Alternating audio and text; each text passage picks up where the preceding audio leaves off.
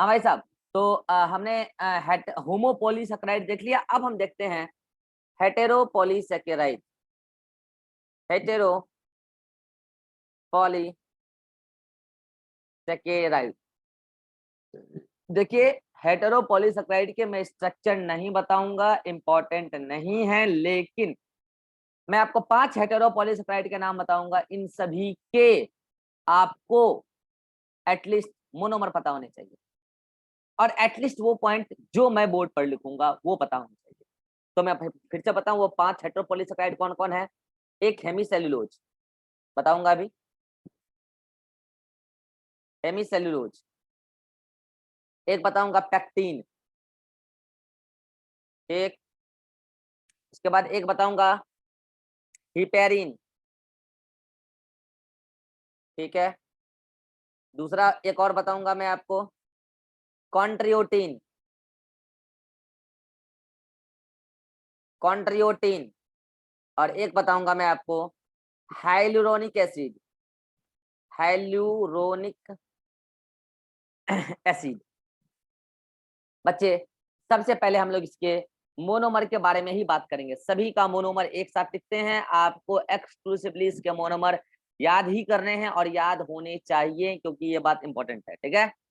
चलिए उसके मोनोमर के बारे में पहले हम बात कर लें। देखिए, हेमीसेल्यूलोज और पेक्टिन, इन दोनों में 3-3 टाइप के मोनोमर होते हैं, 3-3 टाइप के मोनोसैकेराइड होते हैं, जिसमें से 2 चीजें कॉमन होती है। देखिए, इसमें भी होता है गैलेक्टोज, सुनेगा ध्यान से मैं क्या लिख रहा हूं, इसमें भी होता है गैलेक्टोज, ठीक है सर जी, गैलेक्टोज, गैलेक्टोज। इसमें भी होता है अरेबिनोज, ठीक है सर जी, अरेबिनोज। और इसमें भी होता है अरेबिनोज, अरेबिनोज। और अब आएगा अंतर, अब आएगा अंतर। इसमें होता है साथ में जैल्यूलोज, जैल्यूलोज, मगर इसमें होता है galactose, arabinose and galacturonic acid, galactonic acid. और गैलेक्ट्रोनिक एसिड एक प्रकार का शुगर डेरिवेटिव है, मैंने आपको पहले भी बताया था, याद हो तो। गैलेक्टोज से बनता है, गैलेक्टोज से बनता है गैलेक्ट्रोनिक एसिड, शुगर डेरिवेटिव है। आइए पहले हम सभी के मोनोमर को एक्सप्लेन करते हैं, एटलीस्ट इन दोनों में। क्या कोई बता सकता है, हाथ खड़ा करो, गैलेक्टोज क्या है? मोनोसैकेराइड, डाइसैकेराइड, शुगर डेरिवेटिव, क्या कोई बता सकता है? गैलेक्टोज किसी को याद है? बताओ क्या है? डाइसैकेराइड। ये एक प्रकार का डाइसैकेराइड है, ठीक है, शाबाश। रीवा बताएगी अरेबिनोज क्या है? मोनोसैकेराइड, डाइसैकेराइड, शुगर डेरिवेटिव, या फिर क्या? मोनोसैकेराइड। मोनोसैकेराइड में कौन? Triose, Tedros, pentose, hexose, heptose. Pentose. शाबाश, याद है, बहुत बढ़िया, पेंटोज है ये। ज्योति बताएगी जैलुलोज क्या है? मोनोसैकेराइड, डाइसैकेराइड, या शुगर डेरिवेटिव, क्या? जैलुलोज के बारे में बताओ जल्दी से। Sir disaccharide. डाइसैकेराइड है। अतीक याद है? मोनोसैकेराइड है। मोनोसैकेराइड है। ट्राई, टेट्रा, पेंटा, हेक्सा, हेप्टा, क्या? टेट्रा। टेट्रा, शाबाश, याद है। टेट्रा मतलब टेट्रोज है, TTROS, टेट्रोज है। मैंने कहा ना, पिछली बातें आगे कनेक्ट होती है। देखिए, गैलेक्टोज एक डाइसैकेराइड है, ये एक मोनोसैकेराइड, ये एक मोनोसैकेराइड। अब बोलो, सर गैलेक्टोज एक डाइसैकेराइड है और ये किन 2 मोनोसैकेराइड से बना है? ज्योति बताओ। ये किन, हाँ बोलो। तो जाइलोलोज पेंटोज ही ना होगा। एक मिनट, इरेथ्रोज, इरेथ्रुलोज, ठीक है, ये हुआ आपका। नहीं नहीं, उसमें अरे दो ही सही बात, एग्जांपल दिए। नहीं नहीं, पेंटोज, सच बात है। अरे अति गलत बोल रहा है, ये पेंटोज है, दिस इज पेंटोज, सही बोल रही है, पेंटोज है। इरेथ्रोज और इरेथ्रुलोज था टेट्रोज में, जैलोज और जैलुलोज पेंटोज में ही आया था। पेंटोज का एकदम लंबा लिस्ट था, याद करो, ठीक है। हाँ, तो कुल मिला के ये तो मोनोसेक्राइड हो गया भाई, अरेबिनोज। जेलुलोज ये भी मोनोसेक्राइड। ज्योति बताएगी गैलेक्टोज एक डाइसेक्राइड है, ये किन दो मोनोसेक्राइड से मिलकर बना है, जल्दी बोलो। Lactose plus glucose. Glucose plus lactose. तो इतना डिटेल में आपके नोट्स में नहीं लिखा है, मैंने खोल खोल के समझा दिया। कुल मिला के हेमीसेलुलोज में क्या क्या चीजें होती है। हेमीसेलुलोज में ग्लूकोज होता है, लैक्टोज होता है, लेकिन वो फ्री फॉर्म में नहीं होता है, वो गैलेक्टोज के फॉर्म में होता है, ठीक है। अरेबिनोज होता है और जेलुलोज होता है। मतलब कुल मिला के इसमें 4 टाइप के मोनोसेक्राइड है। किन लोगों को समझ में आ गया? 4 टाइप के मोनोसेक्राइड है यहाँ पे, क्लियर। अब आते हैं इस पे पैक्टीन में। पैक्टीन में 2 बातें तो कॉमन है अभी भी, ये गैलेक्टोज और ये अरेबिनोज, ये तो कॉमन है भाई। ये एक प्रकार का डाइसेक्राइड है, ये एक प्रकार का मोनोसेक्राइड है। ये डाइसेक्राइड में मैंने आपको बता दिया कौन कौन से। ये एक प्रकार का क्या है मोनोसेक्राइड में, पेंटोज है। ये तो मैंने बता ही दिया किससे बना है, ग्लूकोज प्लस लैक्टोज से। आप चाहे तो नोट्स में सब बातें ऐड कर लेना, आपकी मर्जी है, बाकी सब बात पहले का पढ़ाया हुआ कंटेंट है। अब बात करते हैं इसकी, ये क्या है? ये एक प्रकार का शुगर डेरिवेटिव है। रिभा बताओ ये किसका शुगर डेरिवेटिव है, कौन सा मोनोसेक्राइड का?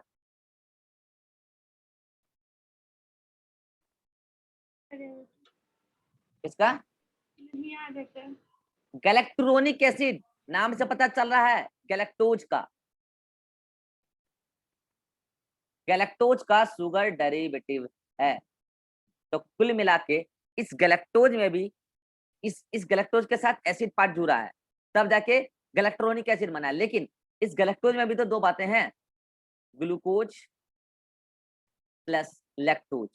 तो अगर मैं आपसे बात करूं कि पैक्टीन में कौन कौन से मोनोसेक्राइड हैं, answer is glucose, lactose and arabinose.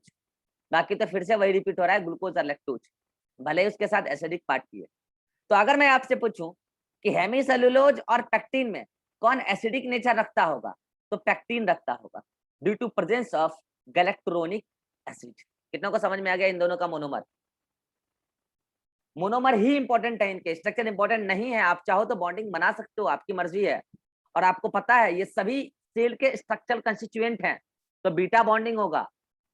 आप चाहो तो बना सकते हो, बाकी इंपॉर्टेंट नहीं है हेमीसेलुलर पैक्टीन का स्ट्रक्चर। आपके केमिस्ट्री वाले में भी नहीं दिया, होमोपॉलीमर का केवल दिया, हेटेरोपॉलीमर का नाम ही नहीं लिया उसको, ठीक है। चलिए अब मैं इस दोनों के बारे में पहले इंपॉर्टेंट पॉइंट भी डिस्कस कर लूं, तब मैं आगे बढ़ूंगा, ठीक है। इंपॉर्टेंट बात इन दोनों के बारे में है, हेमीसेलुलोज या पैक्टीन, ये सभी प्रेजेंट होता है, प्रेजेंट इन सेल वॉल, ऐसे लिखिए, present along with cellulose in cell wall of, वही बात, Thallophyta, bryophyta, pteridophyta, gymnosperm, angiosperm, मतलब कुल मिला के सारे प्लांट। इसमें भी वही बात लिखूंगा मैं, पहले तो बात लिखूंगा ही लिखूंगा, present along with cellulose in cell wall of pteridophyta, sorry Thallophyta, मतलब कि ब्रायोफाइटा, टेरिडोफाइटा, जिम्नोस्पर्म, एंजियोस्पर्म, मतलब कुल मिला के सारे प्लांट। तो ये बात तो आपको पहले से पता है, तो पुराना माल है ना भाई, तो सेल से बोल रहे हैं, सारे प्लांट में cellulose, hemicellulose, pectin, protein, lipid है, तो पुराना बात है। तो अब बता रहा हूँ एक और पुराना बात आपको मैं रिकॉल कराता हूँ। हेमीसेलुलोज का काम खत्म हो गया, हेमीसेलुलोज में बस इतना ही याद रखना है कि उसका मोनोमर कौन है, गैलेक्टोज, अरेबिनोज, जेलुलोज। अच्छा, इसका ट्रिक मैंने आपको नोट्स में लिखा है, वो मैंने बस ऐसे ही बना रखा है कोड याद रखने के लिए, ठीक है। इसका ट्रिक मैंने बना रखा है गैक्सी, ठीक है, गैक्सी।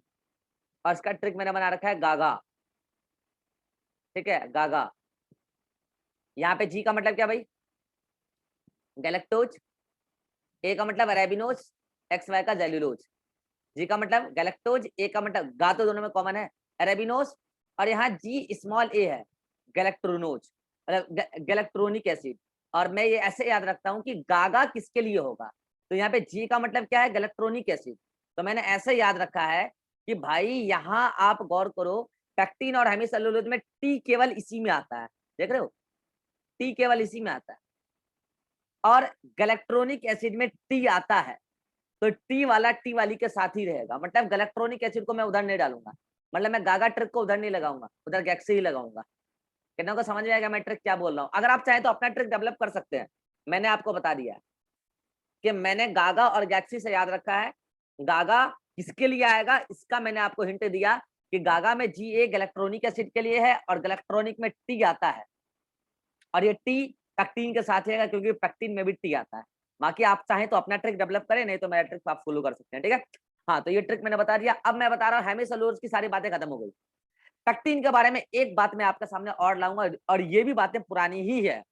अगर आपको याद हो, मैंने कहा था दो नाइबरिंग प्लांट सेल, जैसे मान लीजिए एक प्लांट सेल है और ये दूसरा प्लांट सेल है, तो मैंने आपको कहा था कि दो प्लांट सेल पैक्टीन से ही अटैच होते हैं। याद हो अगर आपको, मैंने कहा था दो प्लांट सेल पैक्टीन से ही अटैच होते हैं, याद है?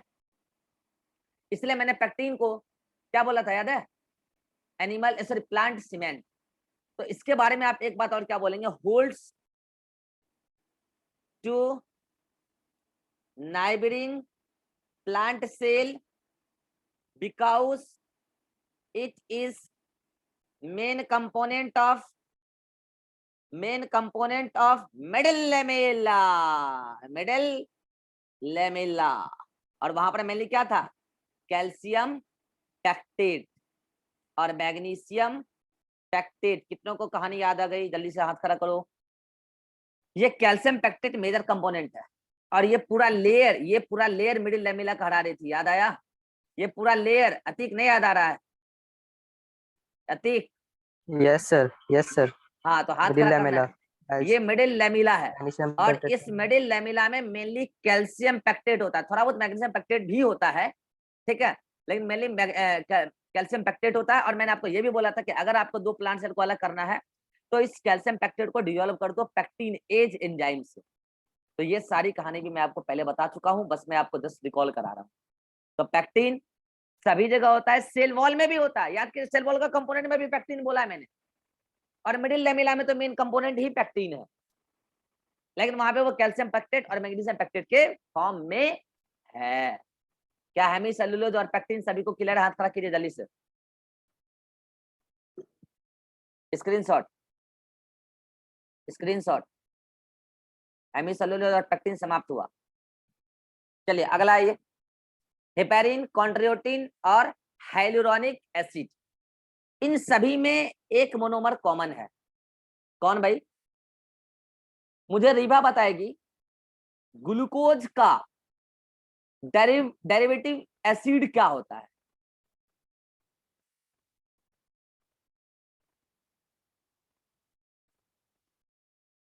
चलिए, ग्लूकोज का डेरिवेटिव एसिड क्या होता है? रीभा नहीं याद है? अतीक बता पाएगा? ग्लूकोनिक एसिड से। शाबाश, ग्लूकुरोनिक,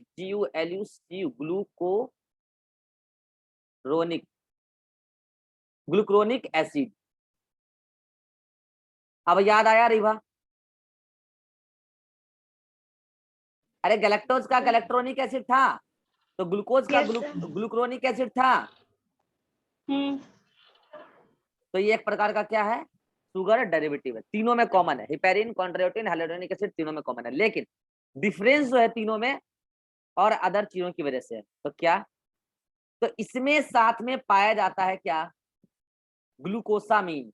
क्या पाया जाता है? ग्लूकोसामीन। इसमें साथ में पाया जाता है गैलेक्टोसामीन। क्या पाया जाता है? GLAC गैलेक्टोसामीन। और इसमें साथ में पाया जाता है नाग। आइए सबके बारे में एक बार बात करते हैं, चलिए, ग्लूकुरोनिक एसिड अभी जस्ट बताया, एसिड डेरिवेटिव शुगर ऑफ, मतलब एसिड शुगर ऑफ क्या, ग्लूकोज। अरे बोला, मतलब ये क्या है, शुगर डेरिवेटिव ही है। तो लिख लीजिए यहाँ, acid sugar of glucose, acid sugar of glucose. और ये एसिड शुगर ऑफ ग्लूकोज तीनों में होता है, हेपेरिन, कॉन्ड्रियोटिन और हाइलोरेनिक एसिड तीनों में होता है। एसिड सुगर ऑफ ग्लूकोज, इसमें भी होता है acid sugar of glucose, acid sugar of glucose. तो ये तो बात हो गई किसकी, ग्लूक्रोनिक एसिड की। अब बात करते हैं किसकी, ग्लूकोसामीन, गैलेक्टोसामीन और एन एसिटाइल ग्लूकोसामीन। यह फुल फॉर्म क्या है इसका, एन एसिटाइल ग्लूकोसामीन। रीवा बताएगी ग्लूकोसामीन क्या है, एक प्रकार का मोनोसैकेराइड, डाइसैकेराइड, सुगर डेरिवेटिव क्या?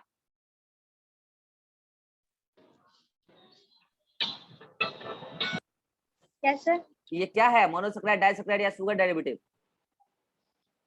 डाइसैकेराइड। अरे बांटे, डाइसैकेराइड है। Sugar glucose derivative. Sugar derivative है, वो भी अमीनो शुगर है, ठीक है। और ये अमीनो शुगर ऑफ ग्लूकोज है। शुगर डेरिवेटिव मैंने बताया था, अलग से याद कीजिए।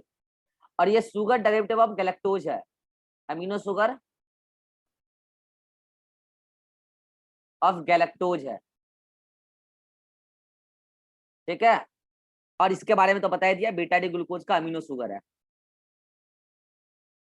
Amino sugar of what, beta D glucose, ठीक है। यहाँ पे भी बीटा डी ग्लूकोज ही होगा, लिख ले बीटा डी ग्लूकोज। फिर इन दोनों में अंतर क्या है, ग्लूकोसामिन और एनिस्टाइड ग्लूकोसामिन में अमीन ग्रुप का अंतर है, याद है, बताया था मैंने कि यहाँ पे केवल अमीन ग्रुप में NH2 है, यहाँ पे केवल NH2 है अमीन पार्ट, लेकिन यहाँ पे अमीन पार्ट में क्या है, NHCOCH3। मुझे लगता है मैं ज्यादा डिटेल में घुस रहा हूँ बायोकेमिस्ट्री में, कोई बात नहीं है, आपके लिए नुकसानदेह नहीं है, आपको आगे काम आएगी, ठीक है। याद रहे तो ठीक है, नहीं तो कोई बात नहीं, लेकिन ये याद होना चाहिए आपको कि हेपेरिन, कॉन्ड्रियोटिन और हाइलेरोनिक एसिड किसका बना है, ठीक है। सिंपल बात है, ये ग्लूक्रोनिक एसिड और ग्लूकोसामीन का, ये ग्लूक्रोनिक एसिड और गैलेक्टोसामीन का, ये ग्लूक्रोनिक एसिड और नाग का, ये तो आपको याद होना चाहिए। अगर आपसे पूछा जाए हेपेरिन में कौन कौन से मोनोसैकेराइड प्रेजेंट है, answer is glucose and beta D glucose, वही मतलब दोनों ग्लूकोज ही है, लेकिन अलग अलग डेरिवेटिव के फॉर्म में। यहाँ पे भी ग्लूकोज, यहाँ पे गैलेक्टोज, यहाँ पे ग्लूकोज और ग्लूकोज, लेकिन अलग अलग डेरिवेटिव के फॉर्म में प्रेजेंट है। क्या सभी को हेपेरिन, कॉन्ड्रियोटिन और हाइलोरेनिक एसिड का मोनोमर आ गया अच्छे से, हाथ खड़ा कीजिए। चलिए अब बता रहे हैं यूज, तो मतलब कहाँ पाया जाता है, क्या कैसे, कुछ अलग पॉइंट, तो वो तो सिंपल है भाई। चलिए हेपेरिन बचपन से सुना होगा आपने, blood anti coagulant, blood anti coagulant, coagulant. ये बात आपको याद दिलाऊंगा जब मैं आपको ब्लड पढ़ाऊंगा तब भी। बोलो देखो एक बात बत जानो, जब हमें कट लग जाता है तब नेचुरली ब्लड का क्लॉटिंग होना जरूरी है, वो पूरा मैकेनिज्म पढ़ाऊंगा मैं आपको ब्लड क्लॉटिंग का, तब जरूरी है ब्लड क्लॉट होना। लेकिन अदरवाइज हमारे ब्लड वेसल्स में ब्लड बह रहा है और उसमें अगर वो क्लॉट बनने लग गया तो प्रॉब्लम हो जाएगा, बीपी चेंज हो जाएगा, ब्रेन हेमरेज हो सकता है प्रेशर की वजह से, हार्ट अटैक भी आ सकता है, कुछ भी हो सकता है। तो हमारे ब्लड में जो, हमारे बॉडी में जो ब्लड बह रहा है उसको जमना नहीं है, हाँ, लेकिन जब वो इन्वायरमेंट में आएगा तब उसको जम जाना है। तो हमारे ब्लड में, हमारे बॉडी में जो ब्लड बह रहा है वो जम क्यों नहीं रहा है, क्योंकि उसमें natural blood anticoagulant heparin present है, और ये एक प्रकार का हेटेरोपॉलीसैकेराइड है, सिंपल बात। ये blood anticoagulant in our blood, simple बात है, इतना याद रखना बस। कॉन्ड्रियोटिन, कितने लोग जानते हैं कॉन्ड्रियोटिन कहाँ कहाँ प्रेजेंट होता है? कई जगह होता है। देखिए कॉन्ड्रो वर्ड का मतलब ये होता है कार्टिलेज, ये वर्ड आपको दिख रहा है ना, कॉन्ड्रो, कॉन्ड्रियो, इसका मतलब ये होता है कार्टिलेज। क्या मतलब होता है, कार्टिलेज। मैं आपको बताऊं बच्चों, ये कॉन्ड्रियोटिन मेनली कार्टिलेज में होता है, ठीक, लेकिन ये थोड़ा बहुत बोन में भी पाया जाता है, राइट। और बच्चों मैं आपको बता दूं, बोन और कार्टिलेज में आपको दोनों ही पढ़ाऊंगा स्केलेटल सिस्टम में, अच्छे से पढ़ाऊंगा वो भी, ये दोनों ही कनेक्टिव टिश्यू है। क्या होता है कनेक्टिव टिश्यू, टिश्यू में पढ़ाऊंगा, बस अब इतना जानिए कि जो बॉडी को सपोर्ट देने का काम करता है टिश्यू, वो कनेक्टिव टिश्यू होता है, ठीक है। तो ये कार्टिलेज और बोन दोनों हमारे बॉडी को सपोर्ट देने का काम करता है। तो कॉन्ड्रियोटिन कार्टिलेज और बोन दोनों में पाया जाता है, लेकिन मेनली कहाँ पाया जाता है, कार्टिलेज में पाया जाता है, थोड़ा बहुत बोन में भी होता है। तो कॉन्ड्रियोटिन भी क्लियर हो गया, ठीक है। अगला अगला क्या है, हेलोरोनिक एसिड है। हाँ भाई, हेलोरोनिक एसिड नाम से पता चल रहा है। अच्छा, ये कहाँ पाया जाता है, किसी को पता है? अगर किसी को पता है तो बोलो। आई का स्ट्रक्चर कितने लोग पढ़े हैं?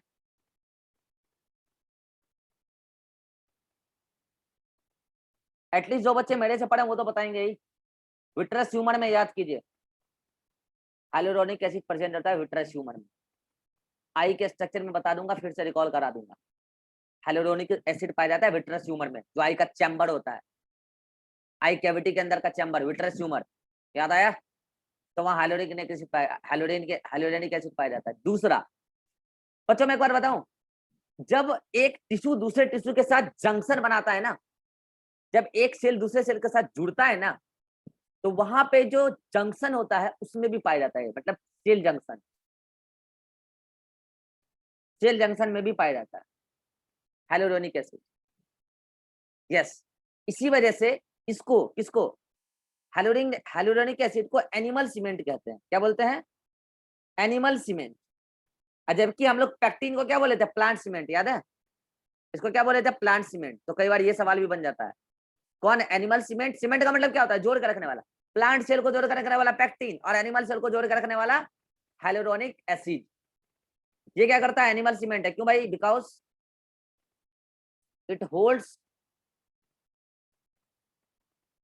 Neighbouring animal cell.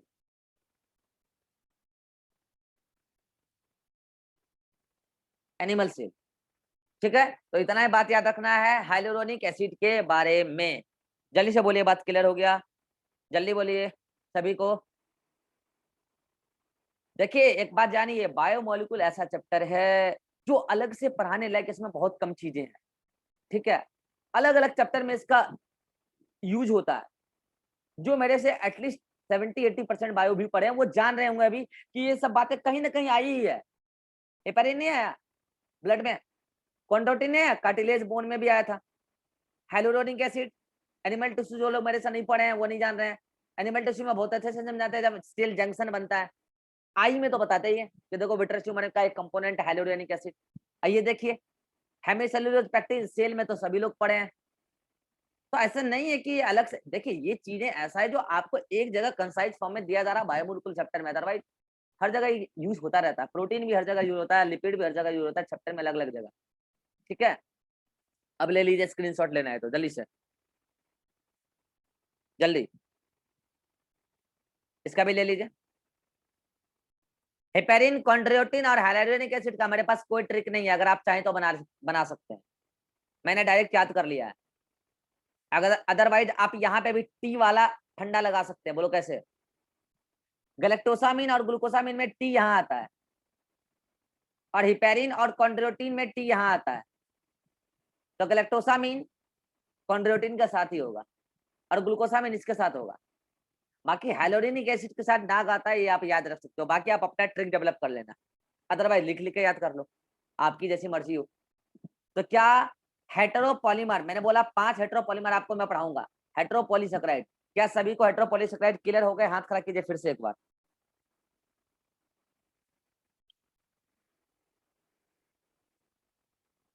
तो यहां जाके आपका कार्बोहाइड्रेट भी समाप्त होता है, ठीक है। अब आपको एक छोटा सा और कार्बोहाइड्रेट पढ़ाएंगे, वो उसका नाम है म्यूकोपॉलीसेकेराइड। म्यूको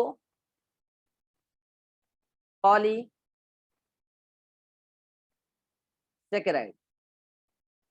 म्यूकोपॉलीसेकेराइड क्या भाई? आइए पढ़ते हैं। पूछ ले रहता कभी कभी ये, अदरवाइज दूसरे चैप्टर में इसका खूब यूज हो जाता है, ठीक है। कितने लोग जानते हैं म्यूकोपॉलीसेकेराइड क्या होता है?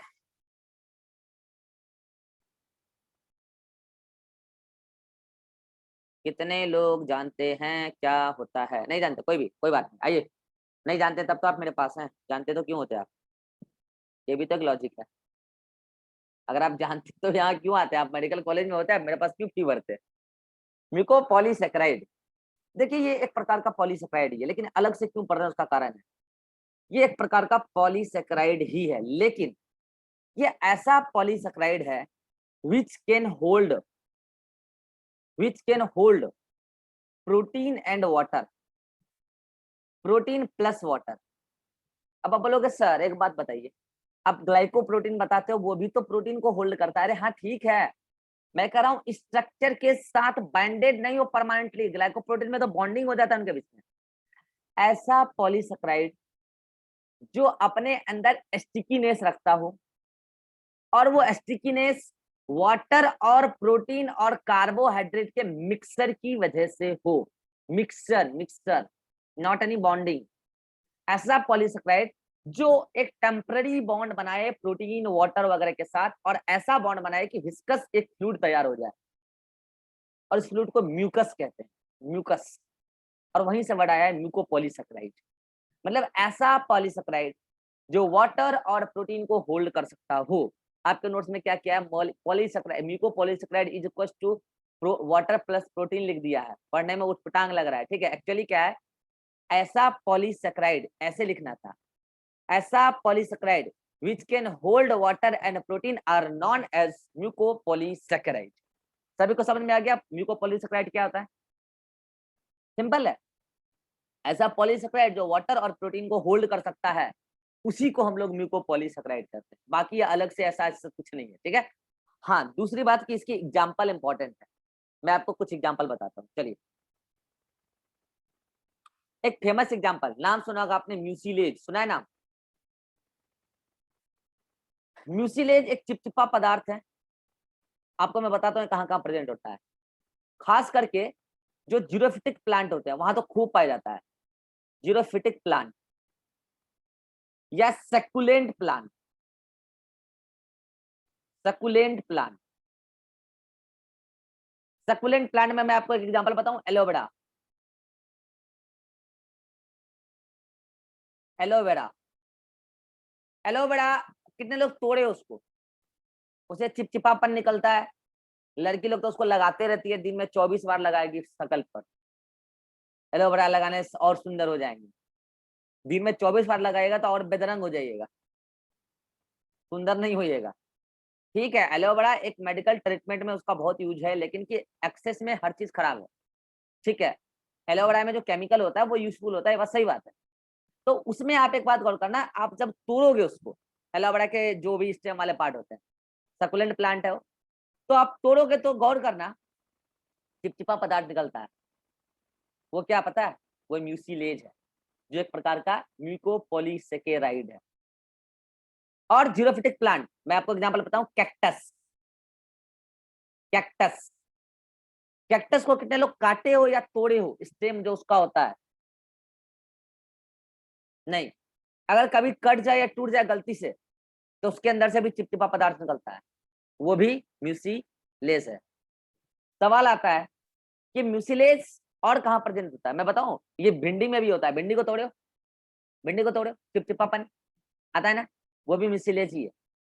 तो ये म्यूसिलेज के बारे में जो क्वेश्चन आता है कि मैक्सिमम कहां प्रेजेंट होता है म्यूसिलेज, तो maximum in xerophytic plant and succulent plant. एक एक एग्जांपल भी मैंने बताया, कैक्टस और एलोवेरा।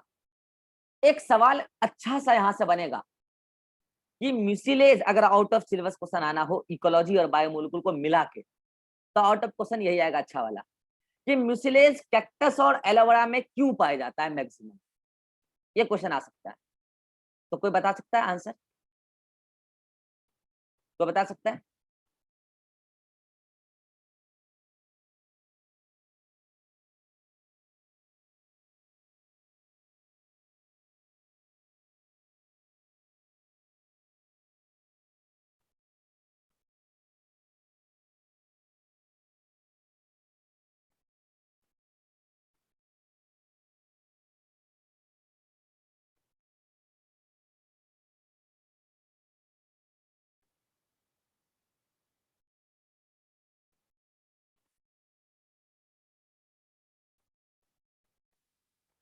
हाँ, अब सबका हाथ खड़ा हो रहा है, जब लिख दिए तो सबका हाथ खड़ा हो रहा है।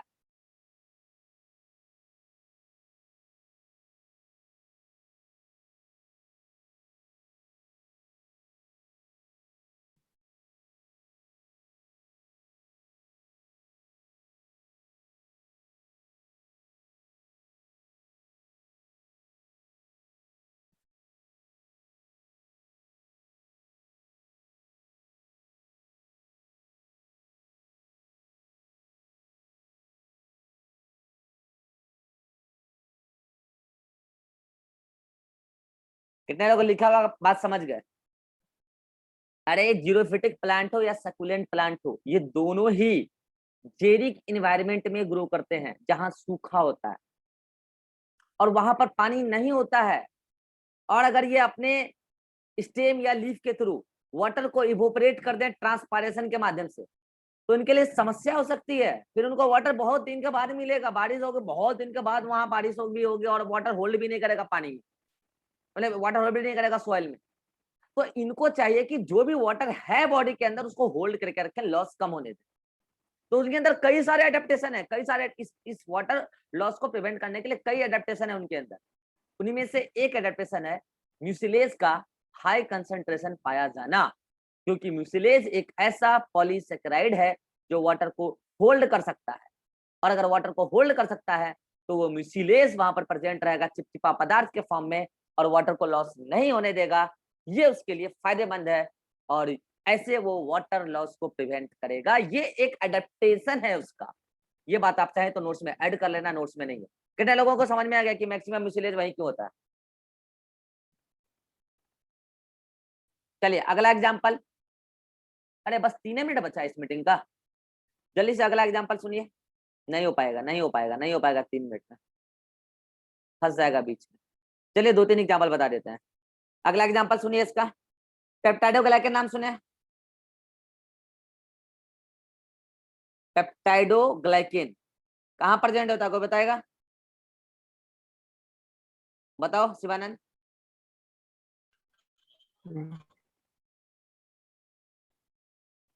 बैक्टीरिया का सेल वॉल बनता हाँ, present in cell wall of bacteria, cell wall of bacteria.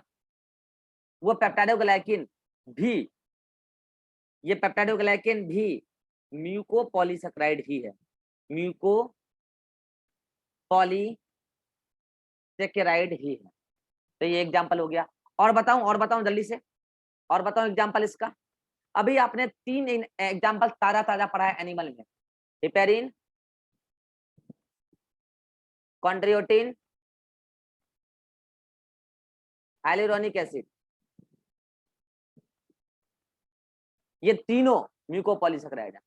फिर आप बोलोगे सर म्यूकोपॉलीसेकेराइड है तो फिर उसको हेटेरोपॉलीमर में क्यों पढ़ाया, हेटेरोपॉलीसेकेराइड में क्यों पढ़ाया? अरे हेटेरोपॉलीसेकेराइड भी है यार, उससे क्या फर्क पड़ता है? म्यूकोपॉलीसेकेराइड में अलग से बता रहा हूं ना कि उसका केमिकल नेचर है वाटर और प्रोटीन को होल्ड करके रखने की। वो म्यूकोपॉलीसेकेराइड भी है, हेटेरोपॉलीसेकेराइड भी है। कितने लोग समझ गए मैं क्या बोलना चाह रहा हूँ? हेपेरिन, कॉन्ड्रियोटिन, हाइलुरोनिक एसिड म्यूकोपॉलीसेकेराइड भी है, उसमें क्या दिक्कत है? कोई दिक्कत नहीं है, ठीक है। तो ये एग्जांपल। अच्छा एक एग्जांपल और बच गया, फाइकोकोलाइड्स। 2 मिनट में नहीं हो पाएगा, नहीं तो लीजिए मैं बता देता हूँ। एक और एग्जांपल है इसका, फाइकोकोलाइड्स। अगर मीटिंग खत्म हो जाएगा तो अगले मीटिंग में बता दूंगा मैं, ठीक है। फाइकोकोलाइड्स, ये फाइकोकोलाइड्स क्या होता है? एल्गी में पाया जाता है, एल्गी में। और ये 2 प्रकार का होता है, एक होता है सल्फर कंटेनिंग, एक होता है नॉन सल्फर कंटेनिंग, मतलब उसमें सल्फर नहीं होता है फाइकोकोलाइड्स। जो सल्फर कंटेनिंग फाइकोकोलाइड्स होता है वो रेड एल्गी में पाया जाता है। किसमें? रेड एल्गी में पाया जाता है। और जो नॉन सल्फर कंटेनिंग फाइकोकोलाइड्स होता है वो ब्राउन एल्गी में पाया जाता है। आपको आगे नाम भी बताएंगे जब एल्गी पढ़ाएंगे, ठीक है। और जो इस रेड एल्गी में फाइकोकोलाइड्स पाया जाता है जो सल्फर कंटेनिंग होता है, फेमस एग्जांपल आप नाम सुने भी होंगे, आगार अगार नाम सुने हैं? आगार अगार म्यूकोपॉलीसेकेराइड है, फाइकोकोलाइड के नाम से जाना जाता है। म्यूकोपॉलीसेकेराइड में फाइकोकोलाइड, वो भी सल्फर कंटेनिंग, ये बात ध्यान रखना है आपको। और नॉन सल्फर कंटेनिंग, इसमें सल्फर नहीं है लेकिन वो फाइकोकोलाइड है, म्यूकोपॉलीसेकेराइड है। नाम सुना होगा आपने एल्गीन, नाम सुना है? एल्गीन, ये भी फाइकोकोलाइड है। इधर एक और एग्जांपल आपका लिखा होगा, मैं आपको बताऊं, आप अपने नोट्स में देखना, कैरेजिनिन, कैरेजिनिन, ये भी एल्गी में पाया जाता है, रेड एल्गी में, और ये भी म्यूकोपॉलीसेकेराइड है और ये भी फाइकोकोलाइड्स है, ठीक है। चलिए स्क्रीनशॉट लीजिए इसका भी जल्दी से, 1 2 3 क्लिक, जल्दी इसका भी ले लीजिए 1 2 3 क्लिक।